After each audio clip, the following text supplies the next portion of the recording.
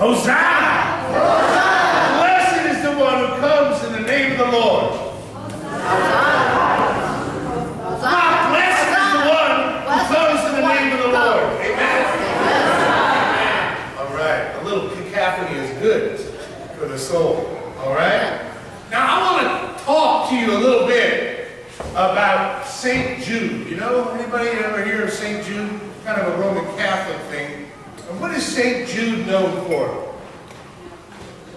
Children? St. Jude is the patron saint of lost causes, of hopeless causes. St. Jude. And I have it many times in my life, lifted up Jude the Apostle. And you know, we think today about Palm Sunday, right? And we come and we wave our palms. But you know what? We know the story. We know how this ends. We know that Jesus walks through and he goes in, and the next thing he does is turn over the money changer table in the temple. Am I right? Well, we know what comes next. We know that he provokes a response from the religious and political establishment. And we know that after Palm Sunday becomes Good Friday. We also know that after Good Friday, Sunday's coming. We also know all of this, and it makes it possible sometimes for us to kind of surf in like some blonde guy down in Santa Cruz on the surfboard, right? Right in just to get off, and there we are. Because we know the story. And I want to think today about how it feels not to know. Like in your lives, like in my life. We don't know, do we? We step into each day. And we take risks each day. Sometimes we risk everything for a relationship and it falls apart. Sometimes we risk everything for a great and noble cause and it doesn't work out. We risk a lot.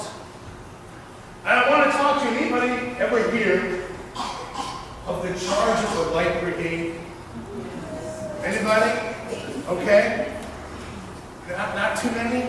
Yes, some, yes, no. All right. It was in the Crimean War, around the Black Sea, at the Battle of Balaclava, in October of 1854. Okay? And the light cavalry, which was a military unit, they didn't have much. They just had their little ponies and a couple of flimsy swords, right? And they were designed to like harass retreating troops. And through a bunch of miscommunication, anybody ever have that in their life? No? Man, you guys are so good. You know, they got the wrong orders and they were ordered to charge right into the face of withering artillery fire. And Alfred Lord Tennyson, anybody ever hear of Alfred Lord? Okay, just kind of walking with you. Wrote a poem about this. And I'd like to share a little bit of it with you. There it is.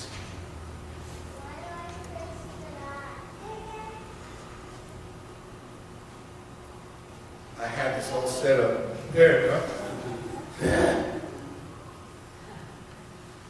There we go.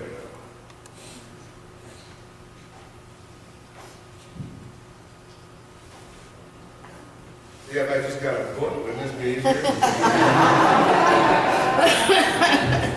Print it out, maybe. Happily, happily, happily onward. All in the valley of death rode the 600. Forward the Light Brigade. Charge for the guns, he said, into the valley of death. Rode the 600. Forward the Light Brigade. Was there a man dismayed? Not so the soldiers knew. Someone had blundered. Theirs not to make reply. Theirs not to reason why. Theirs but to Do or die. into the valley of death, rode the 600. Cannon to the right. Cannon to the left of them. Cannon in front of them. Volley, thunder, stormed at with shot and shell. Boldly they rode and well into the jaws of death. Into the mouth of hell rode the 600. Well, it goes on. A amazing poem, an amazing story. I commend the movie to you. There's two movies, one in 1936 and one in 1958. To tell the story of this incredible thing. And you and I can sit back and laugh at the blundering of empire, and we can ridicule the generals that made the mistakes. But my friends, the sense of obedience is profound. It calls to mind what Paul writes about Christ. And that he found himself in human form. And being found in human form, he didn't count his equality with God a thing to be negotiated. Instead, he became obedient, even to death on a cross. Even to death on a cross. And so it is that God has lifted him up and claims his name above every name. And what I want to talk to you about is not rote, mindless disobedience so much as I want to talk to you about the willingness to risk it all for something mighty. Oh, I'm not so that interested in mindless obedience, but I am interested in the commitment we have in our faith to rise up and no matter what, do what's right in the eyes of God. We have some beautiful examples before us, and today I'm touched because it is the anniversary of the martyrdom of Oscar Romero. Oscar Romero was the Archbishop of El Salvador. And when he was made Archbishop, he was a real kind of a right-wing conservative guy. But his heart was converted as he touched the suffering of his people. And he started to speak out. And he was assassinated while offering Holy Communion to his people. Reverend Martin Luther King stood up, as we all know. And only a few weeks from now, we celebrate, if there is such a word as celebrate, we mark his murder. And the night before he was murdered, he rose up and he said, I may not get there with you, but I have seen the other side. Friends, great people risk great things. And in the risking is a great joy that is beyond the ability to describe. We are called to risk big things for mighty purposes. We're called to give our all for the purposes of God in this world, and we see that power on Palm Sunday. We see that wonder of a mighty God calling us forward to a victory that we do not yet see. It's easy to get cynical. Think about them fools lining the sidewalk on Palm Sunday who in a few days will be in the same crowd shouting for him to be hung on a cross.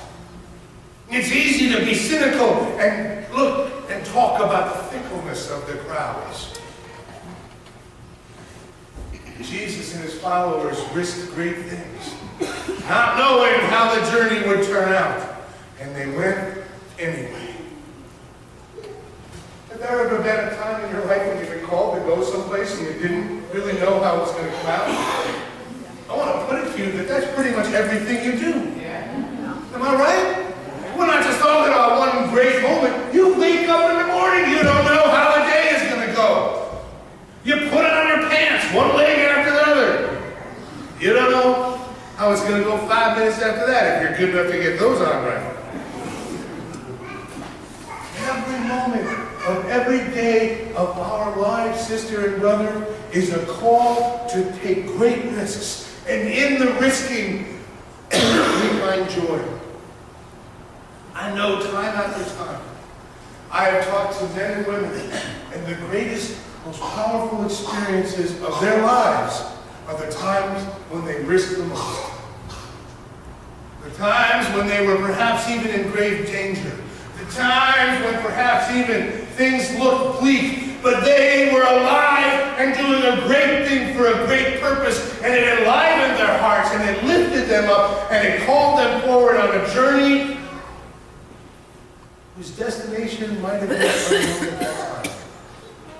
How many of us really intend intentionally would sign up for a journey and we didn't know where it's going. Like you did when you came out of your mama's womb. You understand what I'm saying? That is the journey that we're called on. But we are not called to walk alone, my friends. We are not called to go on this journey isolated and separated apart. We are called to walk with a mighty cloud of witnesses. We are called to go forward together in God's grace to risk huge things for mighty reasons. And there are plenty before us. And the trick is for us as community, always for us as individuals too, to be discerning.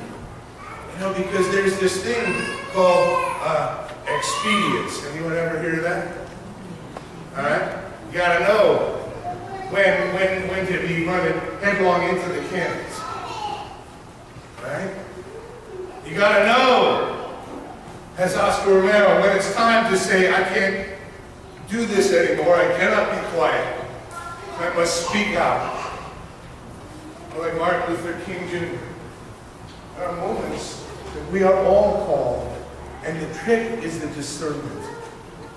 The trick is the knowing. And the hardest, most frightening piece of this is you cannot really ever know. This is why we call it faith. This is why we call it faith and trust in a mighty God who calls us forward, because you know, we don't know how it will turn out if we take a risk.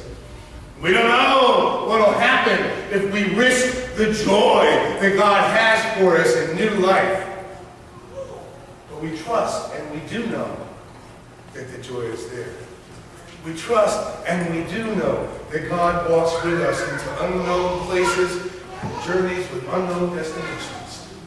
And we do know and we do trust that obedience for us, though sometimes like that of a soldier, our obedience comes from a God who first loved us. Our obedience is a response to the grace and the power and the wonder of a God who goes the distance for us this week, who goes to the very cross so that we might have this chance to take a great risk. So I want us to be praying in these days and weeks ahead about the journey before us, about the journey we take as individuals, about where we are called to be as God's people, about who God is yearning for us to become. We are not just here by accident. I hope you don't think that. God has called us all together for a mighty purpose. God has called us all together to serve God and God's people, and to build a community here that will radiate God's hope into this city and into the world like nothing else before. We are called, sisters and brothers, to be part of a mighty chain of witnesses who walk and live and give all for something wonderful. You know, today I've been thinking about my mom and my dad. They sacrificed mightily for us four.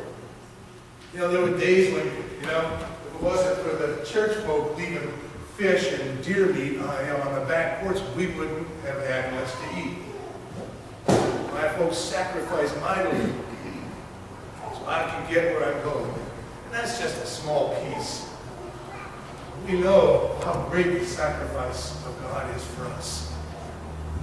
God has sacrificed for us to sit back, you know, and wish these pews were more comfortable. God sacrificed so that we would go forward and take the redemptive power of that gift and live it to new life. The redemptive power of that hope and go forward to change that, to heal the world. And that's the glory of what it means to be in the parade on Palm Sunday. To forget that they didn't know how this was going to go. They were going in and they were following Jesus. And there was a roller coaster right ahead of them just in in those few short days. And then after the resurrection, when God calls Peter to build the church, and when he hits a mission field, you think it's hard to make disciples of Jesus Christ in San Francisco? Try Rome. We are called on a mighty journey, a joyful journey. A place and a time where we get to be silly, and we get to dance, and we get to sweep away the junk of religion that hinders our hearts. No more Pharisaic rules for us. Law replaced by grace. Hope overcoming cynicism. Joy overcoming despair. That's the journey we take on Palm Sunday. That's the root of this parade. And that's how we roll. In Jesus' name. Amen.